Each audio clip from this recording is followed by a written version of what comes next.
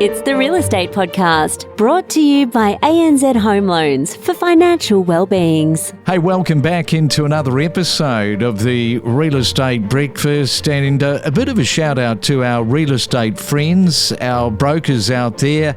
You know, you guys are out doing it 24/7. It is a 7 days a week process. And so often, this is the time when real estate agents try to just switch off and have that little bit of a break.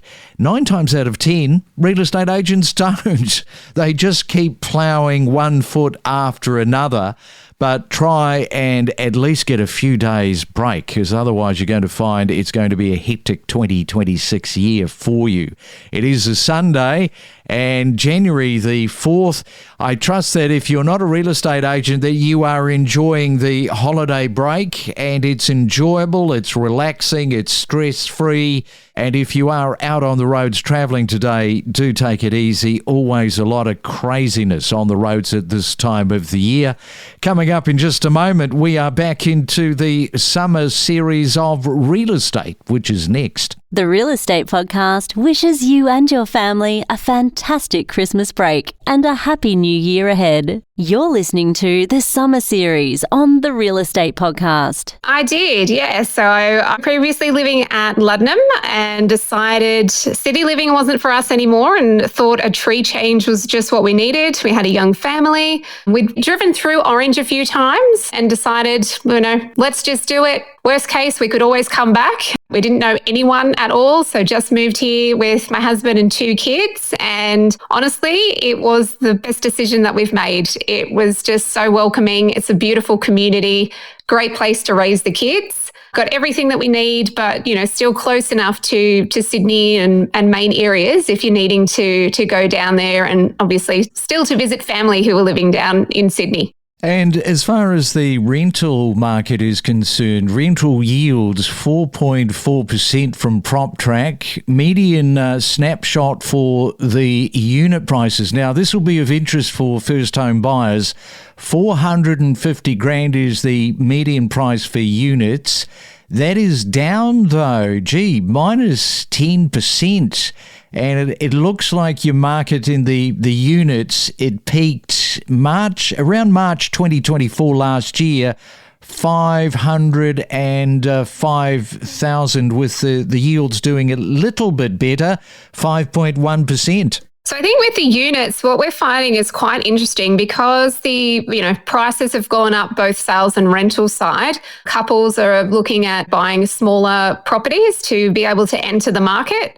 And equally, they're quite attractive for investors because at the moment we're finding the most popular properties that are being leased are either like your 4-bedroom homes or your smaller 1 to 2 bedroom properties, especially if people are, single or couple, they're picking those properties so that they're still able to save to, eventually, like we all have the dream to be able to buy their own home. Before I ask you about what happened around that COVID period, Simone, what about some of the better performing suburbs of Orange? So when you're looking at Orange, the main areas that people are drawn to, West Orange is definitely where there are higher value properties. North Orange is also very popular because it's quite close to the Waratah Sporting Club. So if people have young families, it's a really close proximity. It also has its own Woolworths and little shopping centre, so you're not having to go right into town. Mind you, getting directly into town from most areas of Orange is usually within sort of a 10 to 15-minute time frame. So it's all very close proximity. Very different from when I was living down in Sydney.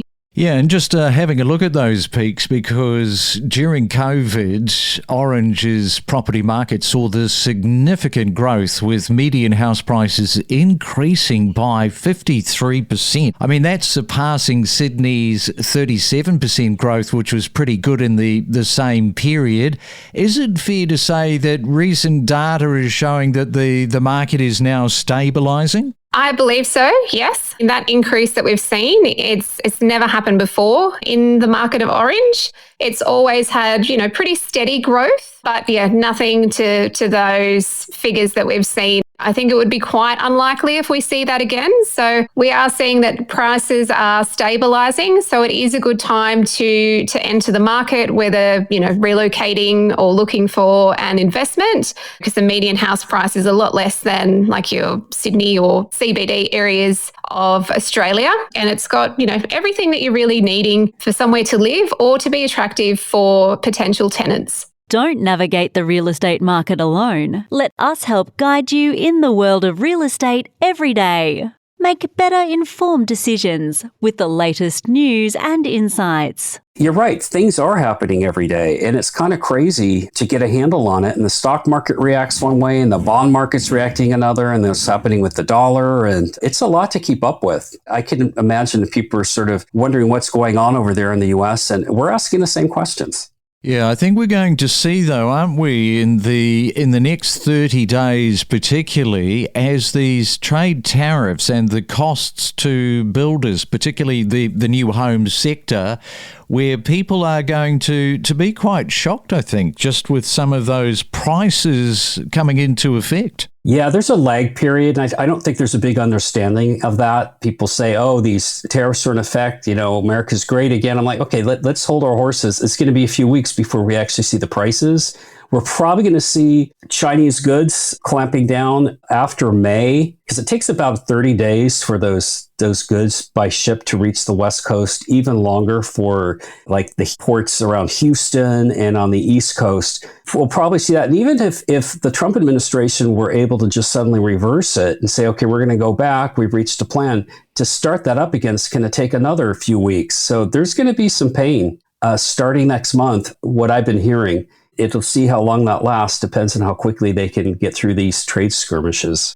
We're talking about building and the cost of building, and that showing up on the radar in the next 30 days. Let's not forget, of course, it's right across the board for everything coming out of China. Let's have a look at public sentiment and what that is likely to do, because right now, President Xi in China has decided to lock down negotiations, taking this hardline stance that effectively leaves Trump with no viable leverage. Trump has called China's bluff on numerous occasions, but now President Xi, he's just refusing to negotiate, and Trump is left with no cards to play.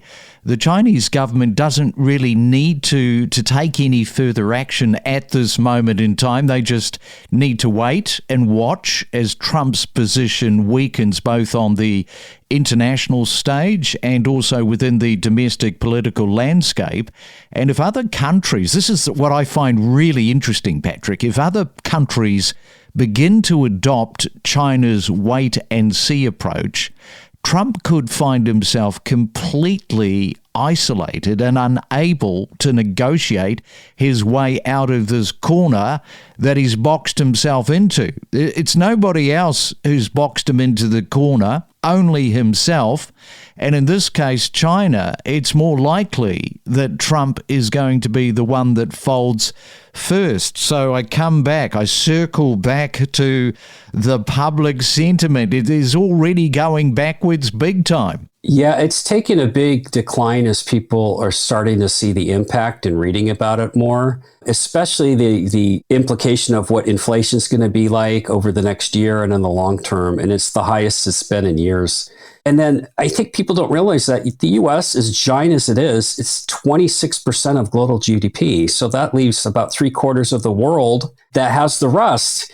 And so that's why I think some people Trump may have overplayed his hand versus China. China has been preparing for this, by the way, for the last several years. They've been ready for this, and they've lowered their share of exports to the U.S. So even if there's a halt in trade for them, it won't hurt them as much as it would in the past. And that's partly why they're not folding. And then other countries are kind of taking their lead similarly.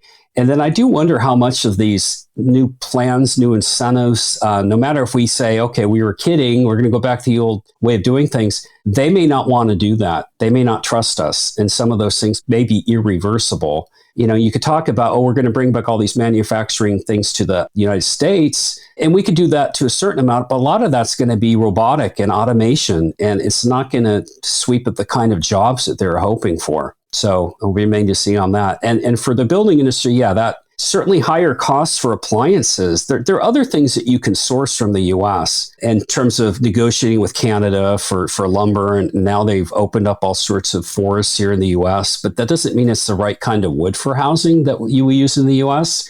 So I kind of look at all of this as something that wasn't really carefully thought through. And now we're sort of seeing the reaction of it. We are your local source for unbiased, expert insights into the world of real estate. We are not a real estate company. Our only objective is to help you better understand the real estate market. Good morning. So good to talk to you again. It's been a while. It has. I think the last time we spoke to you, you were launching your book, so you would have sold a few of those copies, eh? Oh my God. Yeah, but it's still, real estate is a better business.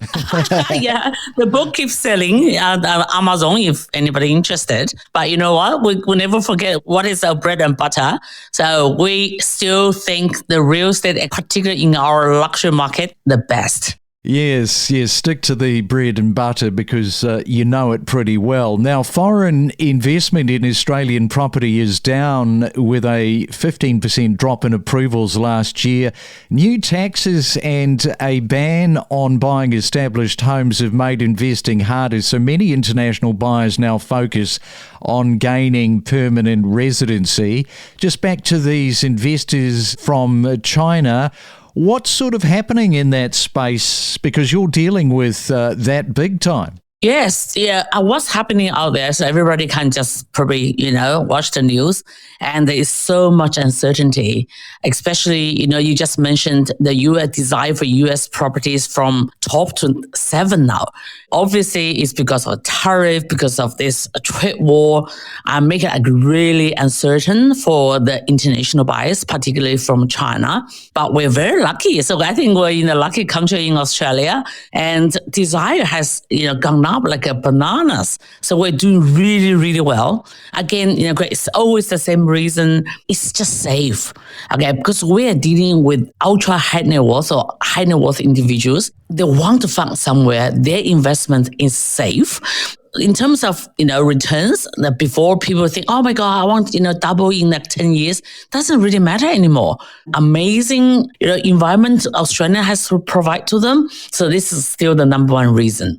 Now, the government's April 1st ban on foreign buying existing homes has impacted temporary residents.